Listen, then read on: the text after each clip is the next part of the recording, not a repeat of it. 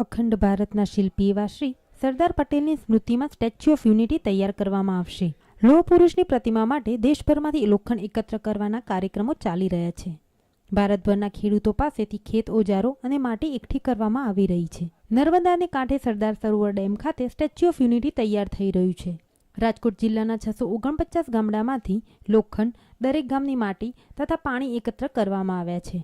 દાતા ખેડૂતોની સહી સાથે માટીનું પેકેજ તથા એકઠા કરેલા લોખંડ સાથેનું એક મેટાડોર રાજકોટ જિલ્લા પંચાયત કચેરી ખાતેથી રવાના કરવામાં આવ્યું। જિલ્લા પંચાયત કચેરી ખાતે યોજવામાં આવેલા કાર્યક્રમમાં જિલ્લા કલેક્ટર મંત્રી ગોવિંદભાઈ પટેલ તથા ભાજપના નેતાઓ હાજર રહ્યા હતા। અંદર 649 ગામડાઓથી 50 બોક્સીસની અંદર કિટ બનાવીને જે છે લગભગ એની અંદર 4 વસ્તુઓ છે। સૌથી પહેલાં તો એક જે જૂનું ઓજાર હોય એનો એક ટુકડો, લોખંડ નથી પણ લોખંડનો એક સાવ નાનો ટુકડો હોય, પછી આ ગામની માટી હોય, આ ગામનું પાણી અને સુરાજ પટિશન એટલે લોકોએ સાઇન કરેલી આ 4 વસ્તુની એક નાનકડી કિટ હોય અને 649 જેટલા ગામોથી આ કિટ્સ ભેગી થઈને 50 બોક્સની અંદર આજે રવાના થઈ છે સ્ટેચ્યુ ઓફ યુનિટી।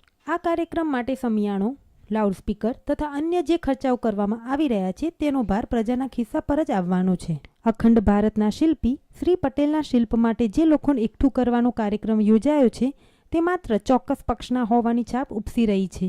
કાર્યક્રમમાં તસવીરો ખેંચવામાં નેતાઓ જે ઉત્સાહ દાખવી રહ્યા હતા તેવો જ ઉત્સાહ દાન આપનાર ધરતીપુત્રોની સ્થિતિ સુધરે તે માટે દાખવશે કે કેમ તે એક અણિયારો સવાલ છે। Bureau report, news online, Rajkot.